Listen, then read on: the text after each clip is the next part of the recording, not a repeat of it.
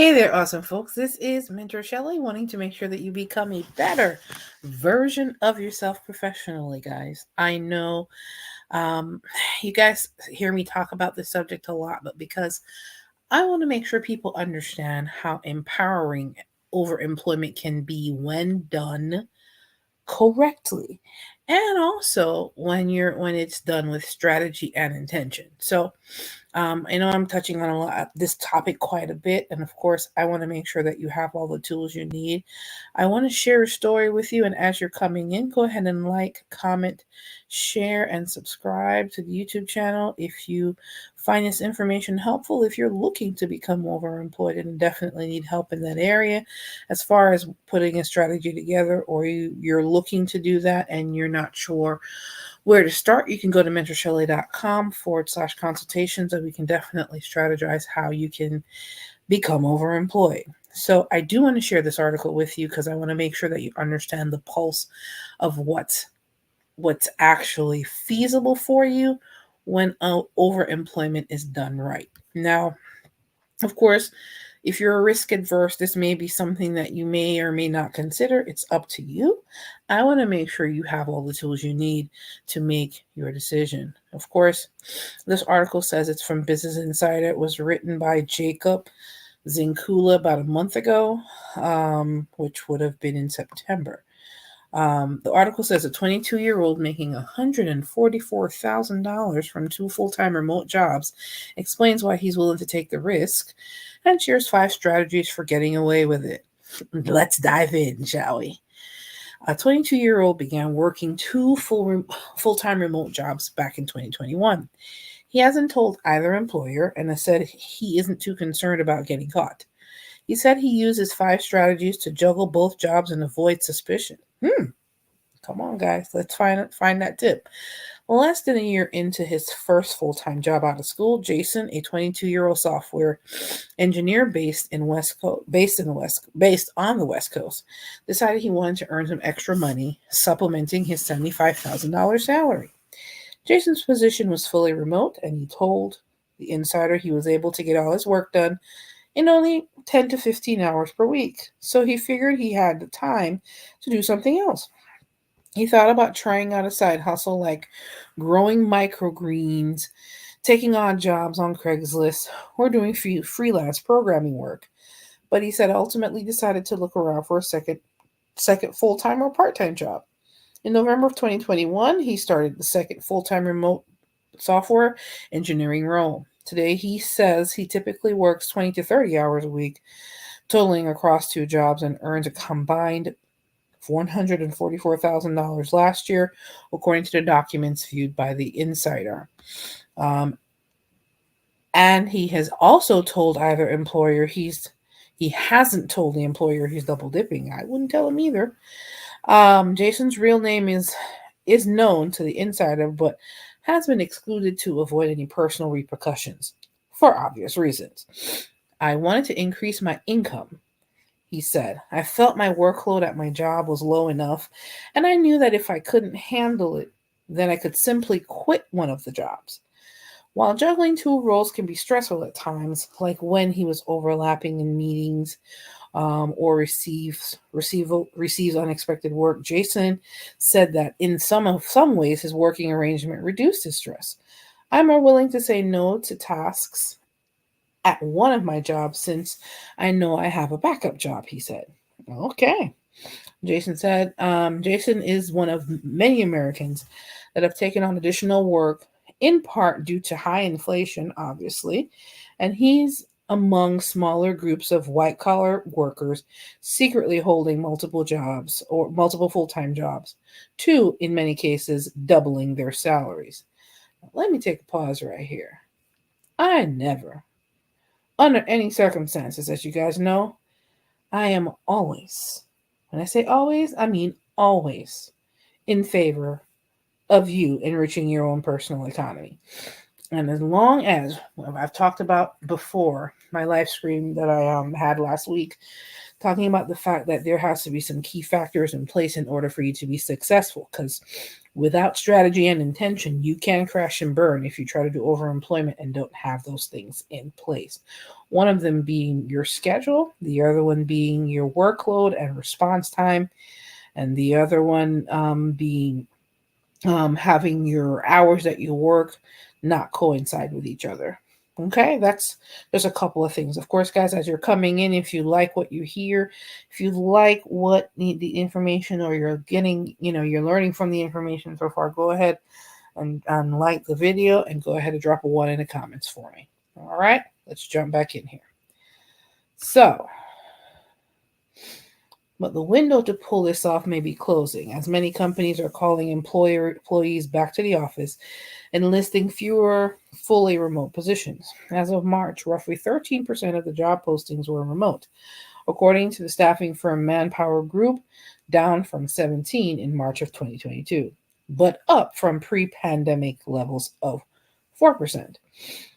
And as knowledge of this phenomenon grows, some members of the overemployment community are worried they'll eventually be found out. While holding two jobs at once doesn't violate any federal or state laws, you'd think some of these employers would realize that it could breach employment contracts. I did touch on that in the last video. Make sure you're not breaching any contracts or any employment agreements and getting people fired. Employment lawyers told Wall Street Journal it's already happened to some workers.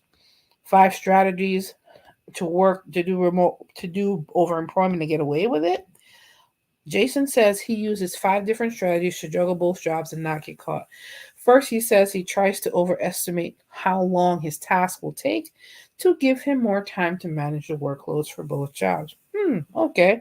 Overestimate the time. He said, if I finish a task, I will hold on to it for a while before I submit it for review, he said.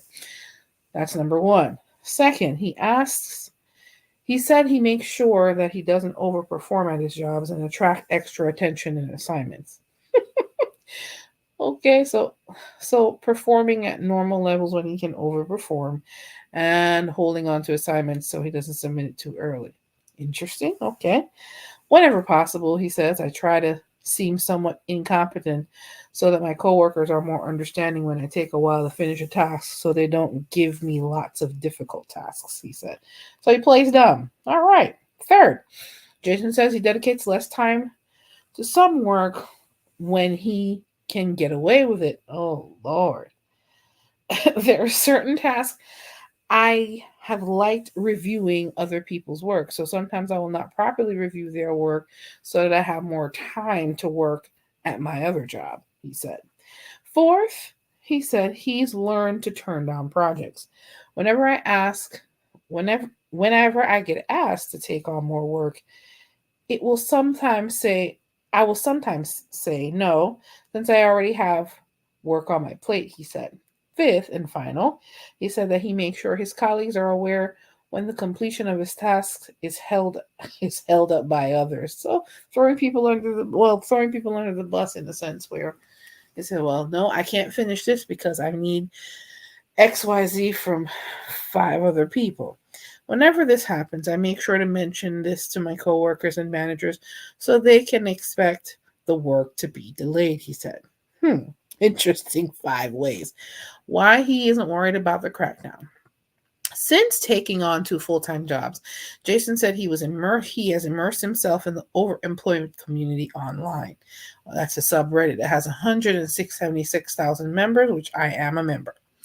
He said many members of the community are concerned about overemployment becoming too widespread or receiving too much press, because then employers might work to identify and crack down on these employees. But Jason said he's never been particularly concerned about this. I think enough people would be able to manage overemployment because of their career specific jobs, stress tolerance, desire to work more, and still think that's true. And I still think that's true, he said. Adding that he doesn't think most employers would care enough to crack down on it. Some of them do, particularly if their employees are getting their work done. So if you get this, those are key factors that you always hear me talk about when it comes to overemployment. Getting your work done, make sure you're not breaching any confidentiality, um, any employment agreements, making sure you're in meetings on time and getting your work done. Going forward, Jason said that he hopes to dedicate more of his time to a new business he started in December, though it's still in its early stages. In the meantime, he said he plans to continues to keep working at both jobs, that the extra income has helped him have financial security and the life he desires. He says he's pretty frugal, doesn't own a car, rarely goes out to eat, and lives in a one-bedroom apartment that costs about $1,200 a month. Somebody making over six figures, that's pretty decent. For me, the current lifestyle feels like I've made it because I pretty much have everything I've ever wanted. Everything that I want. Guys, this young man is 22 years old.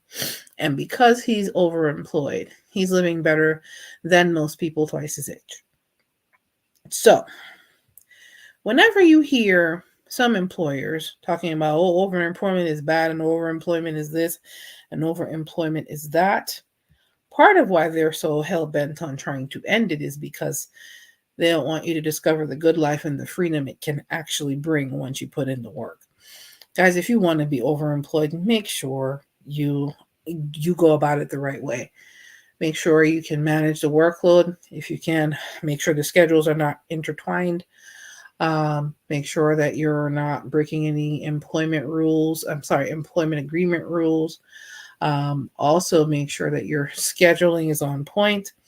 But last but certainly not least, make sure that when you do get that extra bread and that extra cheddar, that you're using it wisely, that you're using it to start a business, or you're using it to pay down debts, or you're using it in a more fiscal, more responsible way. I know when I was overemployed, that is exactly what I did. But of course, guys, if you are looking for help to become overemployed yourself, although there are employers vehemently against it, there are still people out here making that bread, increasing their own economy, their personal economy.